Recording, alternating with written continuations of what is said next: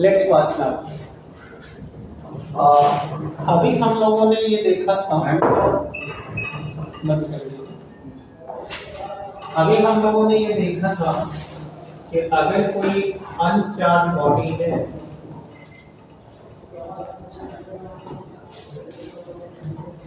तो उस uncharged body को अगर हमें चार्ज करना है तो हम नॉर्मल तौर पे 3 तरीके से उसे चार्ज कर सकते हैं। Yes. तो यू हैव सीन, पहला आपने देखा कि रगड़ करके हम चार्ज कर सकते हैं। Yes, sir. और here I have shown you the experiment. Yes, sir. तो bye rubbing we can make the charge of the uncharged body. Yes, sir. Second, हमने कहा कि बाई कम्बिनेशन अगर हम किसी चार्ज बॉडी से अनचार्ज बॉडी को कंबाइन करते हैं तो we can produce the charge on that particular body. Any doubts? No, sir. अगर किसी आवेशित बॉडी से एक अनावेशित बॉडी को हम जोड़ दें तो वह बॉडी चार्ज होगी। ठीक है। तीसरा मैंने कहा था कि we can charge the uncharge body by inertia, and I have shown you these 3 explanation in the previous lecture. Yes, sir. Any doubts? No, sir. अब now question arises before us कि why it is happening so. अब हम ये जानना चाह रहे हैं कि आखिर ऐसा क्यों कर हो रहा है, यानी ऐसा कैसे हो जा रहा है। क्लियर है? Yes, sir. तो आपने लिखा कि इस बात को हम इलेक्ट्रॉनिक थियरी से या परमाणु मॉडल से हम समझा सकते हैं। Yes, sir. अब आइए दिखाता हूँ। अब आपको पता है बेटा कि चाहे बॉडी चार्ज हो या हर बॉडी जिन सूक्ष्म कण से बनती है, बोलो उस कण को हम लोग और एटॉमिक मॉडल के अनुसार हर एटम के मध्य में एक न्यूक्लियस होता है जिसमें प्रोटॉन और न्यूट्रॉन 2 फंडामेंटल पार्टिकल होते हैं, और प्रोटॉन के पॉजिटिवली चार्ज होने से न्यूक्लियस भी पॉजिटिवली चार्ज होता है। और न्यूक्लियस के बाहर आप पढ़े हो कि बंद कक्षाएं होती हैं। Yes, sir. और उन कक्षाओं में इलेक्ट्रॉनों की संख्या निश्चित होती है। Yes, sir. बोलो आप पढ़े हो कि नहीं पढ़े? Yes, sir. तो you will know that each of the atom has the nucleus, and nucleus is positively charged, and outside of the nucleus it was supposed, it was imagined that the electrons are found into the closed orbit, right? Yes. And the number of electron in these orbits are always fixed. है? Yes, sir. यानी कि हर कक्षा में इलेक्ट्रॉनों की संख्या निश्चित होती है। श्योर है? Yes, sir. और आपने बोर के मॉडल में पढ़ा था कि हर कक्षा का एनर्जी लेवल भी निश्चित होता है, और जैसे जैसे हम बाहर से अंदर से बाहर की ओर भागते हैं एनर्जी लेवल हाई होता जाता है। Yes, sir. अब आपको जो लेवल बिल्कुल पढ़ाया गया है, जिसके लिए मैं आपको पहले से भी सुझाव दे रखा हूँ, अब वो जितना आपका मेंटेन है उतना आपको इजी होगा। बस आगे बढ़ते हैं। तो इसमें जो सबसे भीतरी कक्षा आप देख रहे हैं, यानी सबसे भीतरी कक्षा का मतलब आप समझ गए मैं बात के सेल की कर रहा हूँ, Yes, sir. या आपकी भाषा में कहूँ तो पहली सेल की बात कर रहा हूँ। और आपको पता ही है कि बोर के अनुसार के यानी 1 to 7। Yes, sir. तो पहली कक्षा को छोड़ दीजिए तो बात हो गई 2, 3, 4 to 7। तो जो पहली कक्षा में इलेक्ट्रॉन है वो न्यूक्लियस के अति करीब है। Yes, sir. और आपको पता है कि इलेक्ट्रॉन पर नेगेटिव चार्ज होता है और न्यूक्लियस पॉजिटिव चार्ज होता है और दो अपोजिट चार्ज में फोर्स ऑफ अट्रैक्शन होता है। अतः यहाँ फोर्स ऑफ अट्रैक्शन सबसे ज्यादा है। Yes, sir. और अब यहाँ से जैसे जैसे आप दूर होते जाओगे बताओ फोर्स ऑफ अट्रैक्शन कम होता Yes, जाएगा। sir.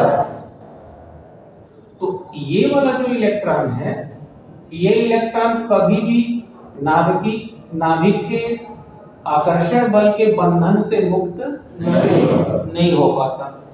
केवल वही इलेक्ट्रॉन मुक्त हो पाता है जो नाभिक से दूर होता है, यानी कि outer most orbit. Outer most orbit का मतलब सबसे बाहर वाली कक्षा। Yes, sir. अगर इसके इलेक्ट्रॉन सतवीं तक गए हैं तो ये आउटर मोस्ट इलेक्ट्रॉन है, राइट है। Yes, sir. तो पहली कक्षा को छोड़कर बाहर की जितनी भी कक्षाएं देख रहे हो बेटा, बाहर की समझ में आ रहा है? Yes, sir. बाहर की जितनी भी कक्षाएं देख रहे हो उन सभी कक्षाओं में क्लियर Yes, sir. जो इलेक्ट्रॉन्स हैं उन इलेक्ट्रॉन्स को हम कहते हैं फ्यूज्ड इलेक्ट्रॉन। क्या कहते हैं? Fused electron. हिंदी में सॉरी गलत लिखा गया, वो आदत है ना। हाँ। उन्हें हम कहते हैं फ्री इलेक्ट्रॉन। कौन सा इलेक्ट्रॉन? हाँ, यानी हिंदी में क्या कहेंगे? मुक्त इलेक्ट्रॉन, राइट। Yes, sir. और जो सबसे भीतरी कक्षा में है जिस पर नाभिक का नियंत्रण बल सबसे ज्यादा है, यानी कि जो भीतर की है उस पर सबसे ज्यादा है, जो बाहर की है उस पर सबसे ज्यादा, मतलब एकदम उल्टा। Yes, sir. तो ये इलेक्ट्रॉन कभी मुक्त नहीं हो पाता, अतः इस इलेक्ट्रॉन को हम कहते हैं फ्यूज्ड इलेक्ट्रॉन, यानी हिंदी में कहेंगे संबद्ध इलेक्ट्रॉन। बोलिए, आ रहा है बात समझ में? Yes, sir. कोई doubts? No, sir.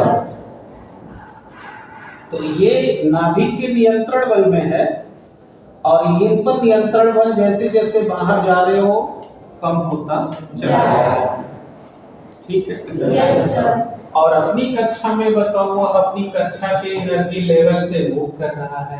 Yes, sir. अब आपने बोर का जो मॉडल पढ़ा था उसमें ये पढ़ा था कि घूमते हुए जब उसके एनर्जी तल में कमी आती है तो वह अपने भीतर की कक्षा में चला जाता है और छोटी कक्षा में जाकर वहां तब तक घूमता है जब तक उसकी एनर्जी लेवल में आई हुई कमी पूरी और यह पूरी वो क्वांटा या फोटॉन से करता है और क्वांटा या फोटॉन से पाई हुई ऊर्जा मिलते ही वो फिर से अपनी वापस कक्षा में इस तरह कभी नाभिक के पास तो कभी नाभिक से दूर आता जाता है, लेकिन गिरता उड़ता नहीं है।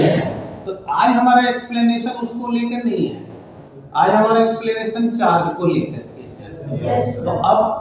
अब जो आउटर मोस्ट ऑर्बिट में इलेक्ट्रॉन है उसके अपना एक एनर्जी लेवल है, Yes, sir. ठीक है। Yes. अब आपने क्या किया, अभी आपने क्या किया था, रगड़ा था। Yes, sir. जरा रगड़ के देखिए आपका हाथ के साथ कुछ हो रहा है, जल्दी बोलिए क्या हो रहा है। आप समझ जाएंगे, बस मिल गया मुझे जवाब। और आप 11 में पढ़े हैं कि गर्म होना हीट के कारण है Yes, sir. और हीट एक प्रकार की ऊर्जा है। तो जब ऐसे आपने रगड़ा वैसे ही घर्षण किया तो बोलो ये एटम के बाहर ना हो रहा है ये रगड़ा रगड़ी। Yes, sir. तो बाहर में रगड़ने से ये जो बाह्य क्षेत्र है उस बाह्य क्षेत्र की जब एनर्जी लेवल ये आउटर मोस्ट ऑर्बिट वाला, कौन वाले से बेटा? आउटर मोस्ट ऑर्बिट में जो इलेक्ट्रॉन है उसकी एनर्जी लेवल से ज्यादा हो जाता है। तो आपको पता है मॉडल में पढ़ाया हूँ कि इलेक्ट्रॉन हमेशा लो एनर्जी से तो वो तुरंत यहाँ से इलेक्ट्रॉन निकल कर बाह्य क्षेत्र में, ये हाई एनर्जी बाहर की है जो रगड़ने से आई है, वो अपनी कक्षा छोड़कर वाय कक्षा यानी वाय क्षेत्र में कक्षा में नहीं गया, एक्सटर्नल साइड चला गया, वाई क्षेत्र में चला गया। और बोलो इसके जाते ही बताओ यहाँ से जो इलेक्ट्रॉन निकला, बताओ वो इलेक्ट्रॉन क्या हो गया, अर्थात वो नाभिक के नियंत्रण बल से बाहर चला गया और इसके मुक्त होते ही उस बॉडी के ऊपर चार्ज। इसका मतलब इस चार्ज का जो आना हुआ वो इलेक्ट्रॉन के फ्री हो जाने से हुआ। अब जब ये लूज किया, बोलो इसने मुक्त किया तो ये लूज कर गया। अब जो दूसरी बॉडी जिससे रगड़ा जा रहा था बताओ उसने गेन कर लिया। आता लूज करने से इस पर धन आवेश आ गया और गेन करने से अर्थात दोनों की दोनों बॉडी चार्ज। अब आगे आपको समझ में आया, यानी कि ये चार्ज कैसे जनरेट हो रहा था, आप श्योर हो गया आपको? अभी कोई डाउट है? अब ये पूरी कथा को दो लाइन में, जब हम कोई भी दो वस्तु आपस में रगड़ते हैं, ठीक है, तो रगड़ने से बाह्य क्षेत्र में ऊष्मा के कारण ऊर्जा उत्पन्न हो जाती है, ठीक है। हम जानते हैं कि हर एक पदार्थ एटम से बना है और एटम में न्यूक्लियस के बाहर दो प्रकार के इलेक्ट्रॉन होते हैं, एक फ्यूज्ड इलेक्ट्रॉन, दूसरा तो पहली कक्षा छोड़कर बाहर की सभी कक्षाओं में पाया जाने वाला इलेक्ट्रॉन नाभिक के नियंत्रण बल उस पे कम लगते हैं। तो जो सबसे बाहरी कक्षा में इलेक्ट्रॉन है उसका एनर्जी, उसके ऊपर नाभिक का नियंत्रण बल सबसे कम है।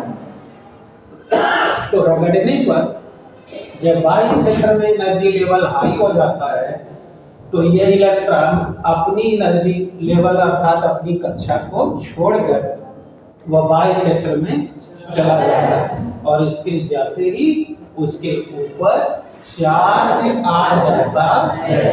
अर्थात चार्ज किसकी वजह से आता है? मुक्त इलेक्ट्रॉन की वजह से। आ गया समझ में? अब कोई प्रॉब्लम? क्लियर हो गया आपको? समझ गया कैसे जवाब देना है? कितने लोग को आ गया? कोई दिक्कत नहीं? तो बेटा अब इसको बंद कर दीजिए। आप सुनने लिख लेंगे ना अपने से?